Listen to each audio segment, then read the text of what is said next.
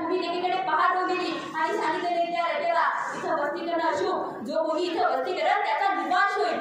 सगळी रयत त्या भयाला प्रगंडा झालेली. सह्याद्रीच्या दऱ्यापुढे जीव मुठीत घेऊन कशी कशी जगायला लागलेली. जगण्यासाठी मरायचं आणि मरण्यासाठी जगायचं एवढाच त्यांच्या आयुष्याचा अट्टाहास झाला. मासाहेब जिजाऊ पुण्यात आल्या होत्या. राज्य करायचं आहे, जहागिरी चालवायची आहे, पण राज्य करावं कुणावर, जहागिरी चालवावी कुणावर, कोण होतं कोण इथे, दगडतोड्यावर. अरे माणसं होती कुठं इथे, माणसं दूर दऱ्यापुढ्यात.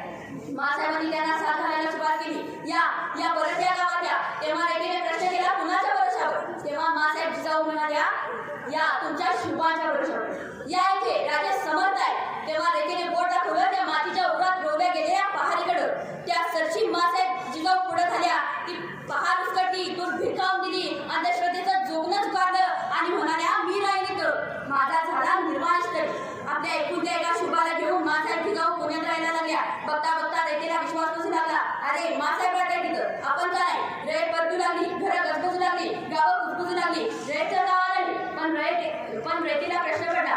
अरे गावात तर आलो, घरात तर आलो, पण खावं काय, प्यावं काय, शेती करावी तर पेरावं काय, काय आहे काय आपल्याकडे. तेव्हा या महाराष्ट्रातली पहिली सहकारी संस्था निर्माण झाली. त्या सहकारी संस्थेचं नाव होतं स्वराज्य आणि त्याच्या संस्थापिका होत्या मासाहेब जिजाऊ.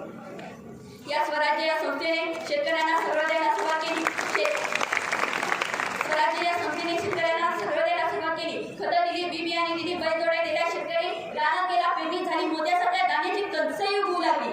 तोच राजा कलोडा अशी गोष्ट घडली. आजूबाजूच्या दऱ्यापुढेतील रान गव्यासारखी जनावरं उभे पिकात हेदूस घालायची. सगळं पीक पायाखाली खुडवायचे, सगळं रान नसते नाबूद करायचे. डोळ्यात देखत आपलं पीक वाया जाताना शेतकरी बघू लागला. त्याच्या तो हवालदिल झाला. धावत पळत मासाहेबांकडे गेला आणि मासाहेबांना म्हणाला मासाहेब पेरणी तर झाली, पिकं तर आली, मोत्यासारख्या दाण्याची कणसंही आली, पण मासा ती सगळी जनावरं उभ्या पिकात हिदोस घालतात, सगळं पीक नाशू द्या, काहीतरी करा मासा.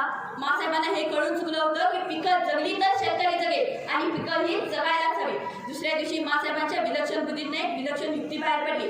मासाहेबांनी आजूबाजूच्या गावात दवंडी पिटवली आणि सांगितलं सगळ्या रेतेला इथं जो कोणी रानात उच्छाद मारणाऱ्या जनावरांचा बंदोबस्त करेल त्याला सोन्याचं कडं दिलं जाईल. आजूबाजूच्या गावातील तन्नी बाण जिगरबाज पोरं बाहेर पडू लागली. रातोरात पिकाभोवती पहारा ठेवू लागली. एखादं जनावर खूप पसताना दिसलं की त्याच्यावर चित्याच्या चपळाईने झेप घ्यायला लागली. त्याच्या मुसक्या उडायला लागली. त्याची शेपटी कापून मासाहेबांकडे दाखवायला यायला लागली. मासाहेबांकडे सोन्याचे कडं मिळवायला लागली.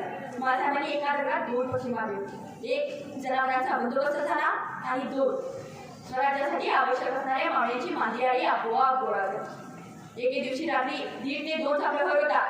लाल महाल निद्रिस्त व सुप्त शांत झालेला